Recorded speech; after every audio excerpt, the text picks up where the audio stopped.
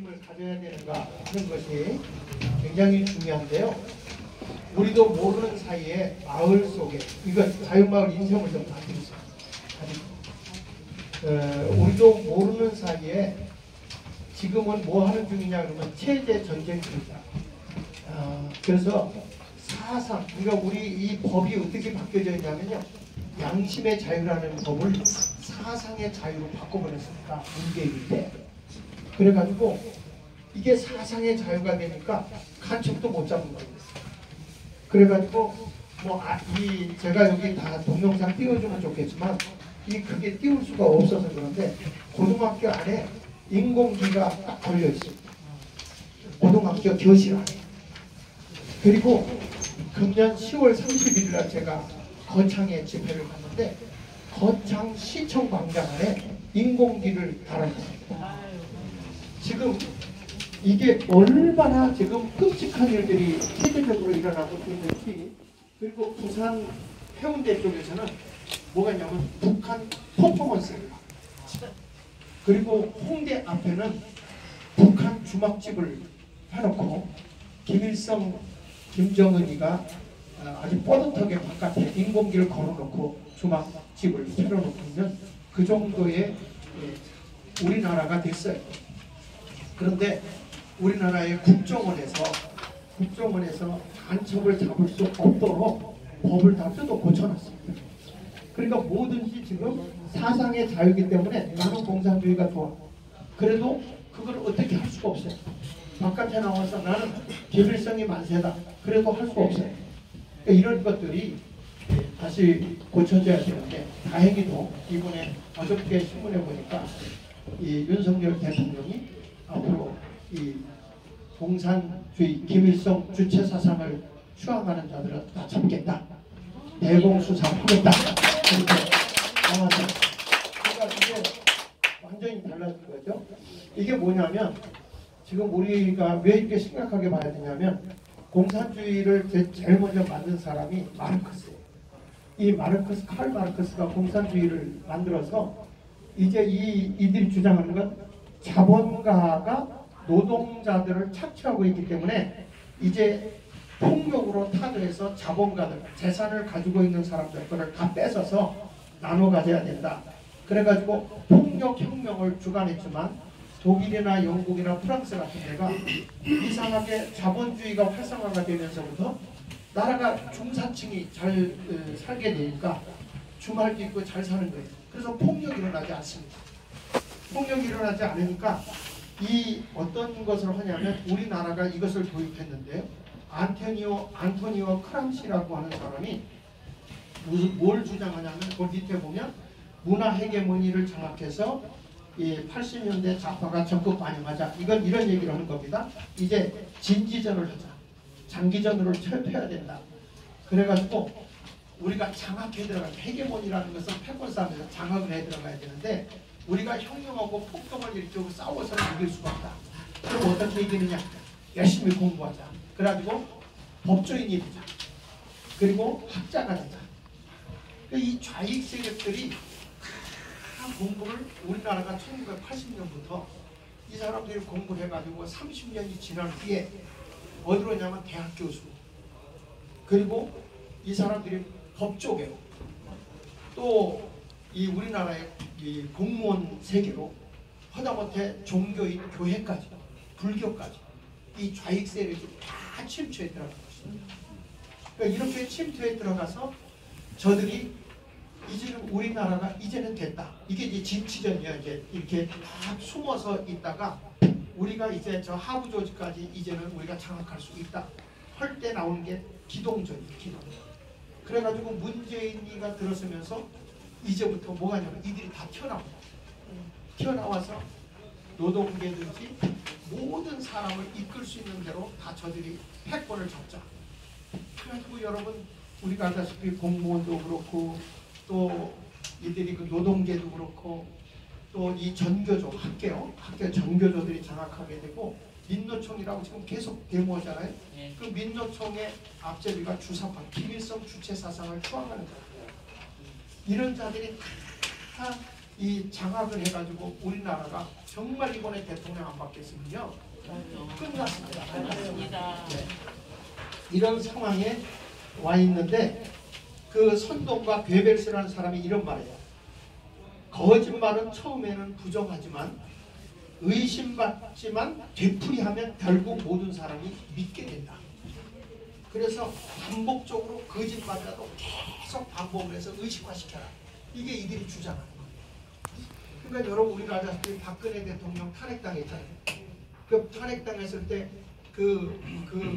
최순실이가 다 조작을 해가지고 했다고 PC 뭐 이렇게 해가지고 했잖아요. 그런데 그 최순실이는 컴퓨터를 다룰 줄 모르는 사람. 이거 거짓말하는 게 발동됐습니다. 그 다음에 또 뭐가 나왔냐면 이명박 대통령 때 광우병. 여러분들 텔레비에서 MBC에서 보면 소가 이렇게 주저앉는 걸 봤잖아요. 나중에 판결이 나면 어떻게 나냐면 그 소가 관절이 다친 소였어요. 그런데 이게 바깥으로 나오지 않죠. 그러니까 이런 식으로 거짓말. 지금 정부도 보면 우리 이재명 같은 사람 얼마나 거짓말합니까? 누구든지 다 봐도 얼마나 비리의 앞제비가 된 겁니까? 그러니까 우리나라의 지도자들이 도덕성이고 그리고 양심이고 뭐가 없어요. 다 결여됩니다. 이런 모습을 우리가 보면서 야 정신 차려야 되겠다. 그래서 거기 한번 넘기셔서 보면은 이게 이제 양동환 교수가 이런 말을 했습니다. 주사파의 헤게모니 가치관이 이런 거다 하면서 자 거기 한번 같이 읽어볼게요. 같이 읽어보겠습니다. 넘기셔서 시작. 헌법적 질서와 애국적 가치관을 부정하고 파괴하다. 그러니까 우리나라 헌법을 지금요 몇 가지를 고쳐놨냐면 45가지로 고쳐놨어요. 아니요, 4,500가지. 그러니까 여러분 뭐가 고쳐졌는지 모르잖아요. 그러니까 어마어마한 것이 고쳐져 있어요. 그러니까 여기 여러분들 보면 그 이희천 교수라고 하는 분이 주민자치기본법 공산화의 길목이라는 책을 씁니다. 이분이 어떤 분이냐면 국정원에 27년 있던 분이에요. 주민자치기본법이 통과가 되는 순간 딱 보니까 대한민국이 완전히 공산화가 되었어요. 그래서 이분이 27년 있었던 국정원을 사표를 집어던지고 뛰쳐나와서 이 책을 8일 만에 씁니다. 8일 만에 써가지고 이걸 막 강연하고 다니면서 헌법으로 이게 통과되려고 하는 걸 막아버렸어요. 막았는데 이거를 뭘로 했냐면 조례법으로 해가지고 각 동네마다 이 법을 그대로 적용하고 있어서 주민자치위원회라는 것이 있었음에도 불구하고 이제는 우리는 그런 간섭을 안 받고 우리 자체적으로 한다고 해서 주민자치법을 만들어요. 주민자치회라는 게 있습니다. 이런 것들이 있어가지고 중간 조직으로 움직이셔서 이제는 관이 있어도 관하고는 상관없는 거예요. 관이 오히려 이 주민자치법에 있는 그 위원들에게 보고하게 됐어요. 우리 중구도 사실은 이 조영훈 그 부의장이 있었잖아요. 그분하고 서양호하고 갈등이 심해가지고 우리 중구는 조례법을 통과 안 시켜줬어요. 그래서 중구는 다행이었지만 그래도 동정부담보다 해서 서양호가 막 만들어놨어요. 불법. 그래도 중구는 지금 양반인데 이런 완전히 공산화 시스템으로 바뀌어진 데가 어디냐면요. 이제 그 마포의 성미산이 모델이고요. 제일 심각한 데가 도봉구예요. 도봉구는 이런 조직이 97개가 있어요. 심각합니다. 자, 그래서 거기 한번 읽어볼게요. 헌법 질서와 애국적 가치관을 부정하고 파괴하라. 대한민국을 파괴하는 거예요. 그 다음에 같이 읽어봅시다. 시작. 대한민국은 비제국주의 조정을 받는 정통성이 없는 정부다. 이게 무슨 얘기냐면 이들이 미군 철수하고 한미동맹을 파괴하라는 거예요. 여러분 우리나라가 미군이 있음으로써 안정이 됩니다. 달러가 들어오고 사업이 됩니다. 여러분들은 미군 철수하는 걸 원하시나요? 아니요. 미군 한미동맹이 있어야 남북통일도 됩니다. 독일도 미국에서 도와주지 않았으면 통일이 안 됐어요. 그러니까 이런 것들을 보면 얼마나 웃기는지. 그 다음에 한국전쟁의 국군은 용병이다. 보수받고 미군을 위해서 병역 근무해준 사람이래요. 말도 안 되는 짓을 하고 있는. 그 다음에 뭐라고 그러냐면 재벌의 해체와 지주탈. 여러분들 오너로서 가게 가지고 있어요? 그거 다 뺏겠다는 거예요. 재벌 해체하고 그 다음에 재산 몰수와 사유재산 제도를 부정하라. 하나를 고치려고 하면 모든 것을 변혁하기 위해서 투쟁을 하라. 지금 여러분 이 사람들이 나와서 끔찍하게 투쟁을 하고 있죠. 민족주의 같은 주체적 의식을 강조하라. 그러니까 이게 뭐냐면 우리는 주사파다. 우리는 김일성 주체사상을 추앙한다. 완전히 그걸 따라가면 그럼 거기 가서 살기 왜 여기서 데모하는 건가? 그 다음에 사회주의 혁명가들의 전위 조직으로서 엘리트당보다는 광범위한 지배계층 및 시민들의 일상과 연결된 대중정당을 중시한다. 이게 뭐냐면 광범위한 지배계층에 다 들어가 있어요. 그러니까 이게 뭐냐면 학교의 선생님 그리고 노동자들의 우애. 그러니까 이 사람들이 다 장악해가지고 밑에 많은 사람을 거느리는 거예요.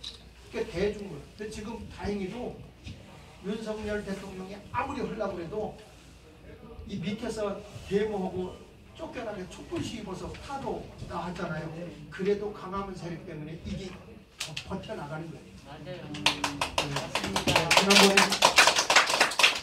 제가 대통령실에 들어갔다 나왔는데 거기 갔는데 거기서도 분명하게 얘기해요. 강화문에 정광훈 목사가 없으면 버티는 거예요. 이런 일들이 일어나고 있는 거예요. 여러분들이 그래서 마을을 새롭게 변화시키는 운동을 해야 된다는 걸 꼭 기억하시길 바랍니다. 자, 그 다음에 옆에서 보십시오. 제가 그림을 잠깐 설명을 드릴게요. 마을이 지금 어떻게 봐 오른쪽에 보면 마을 강사가 마을을 이렇게 선동하고 마을에서 어떤 강의를 하려고 할 때 하나같이 시민연대 노조 출신들이 다 마을 이 마을 운동을 하는데 그래서 거기 뭐 마을 공동체 종합지원센터가 이 대표 유창복이라는 사람이 유명한 좌익 세력입니다. 예, 마을이 그러니까 일로 이 박원순이가 얼마를 지원한지 아세요? 서울시에서 600억을 지원했어요. 보수가 아니라 이게 600억을 지원하고 문재인이가 얼마나 이 마을 공동체를 위해서 지원했냐면 1조를 지원했어요. 이게 엄청난 거예요. 그래서 마을 활동가에게 연봉을 5천만 원 주고요. 이런 일들이 일어나고 있었다는 것을 꼭 여러분 참고하시고요. 그 밑에 보십시오. 서울 도봉구 중간지원조직 마을 사회적 경제지원센터라고 하는데 동사무소가 있지만 여기 보면 센터장 1명 그래가지고 마을 지원팀 5명 자치지원팀 3명 자치지원가 7명 사회적 경제지원팀 2명 그래서 20명이 한 조가 돼가지고 이 조직은 반의 간섭을 안 받아요. 막바로 여기다 지원하면 그들이 움직이는 거예요. 이게 중간이에요. 그러니까 이 사람들 마음대로 하고 그 있는 사람들한테 가서 얼마든지 돈을 요청할 수 있고 안 하면 이 사람들이 행패를 부려요. 왜 행패를 부릴 수밖에 없냐? 넘겨서 한번 보십시다. 서울 도봉구의 중간 지원 조직의 마을 사회적 경제 지원센터라고 해가지고 거기 그 동사무소 건물 같은 거 있죠. 이게 중간 조직을 위한 건물을 따로 지어줬어요.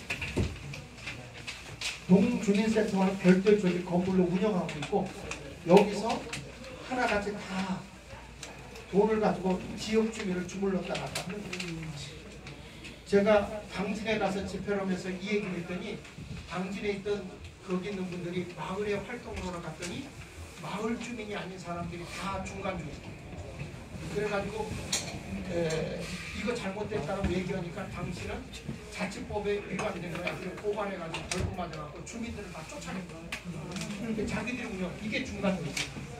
그러니까 이게 굉장히 무서운 거예요. 지금 이게 여러분 다른 데서 이루어지는 게 아니라 하부 조직에서 다 일어나고 있는 거예요. 그래서 이걸 우리가 지켜내야 돼요. 그래서 마을마다 이 운동이 일어나면 여러분 좌익 세력들이 가지고 있는 거 우리 보수 세력이 다 활용할 수 있고 마을을 위해서 잘 할 수 있어요. 여기 보세요. 서울 도봉구 중간지역의 마을 사회적 경제 지원팀에 보면